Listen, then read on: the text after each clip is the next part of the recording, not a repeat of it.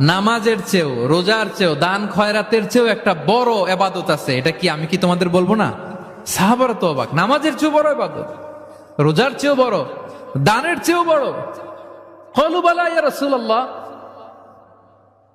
সাহাবারা বললেন অবশ্যই হে নবী, হ্যাঁ আপনি বলেন সেটা কি? বিষ্ণু সাল্লাল্লাহু আলাইহি ওয়াসাল্লাম বললেন ইসলাহু যাতিল বাইন, বিবাদমান দুই গ্রুপকে মাঝখান দিয়ে যে মিলিয়ে দেয়া। নামাজের চেয়েও বড়, রোজার চেয়েও, সাদাকার চেয়েও বড়, মিলায়া দেওয়া।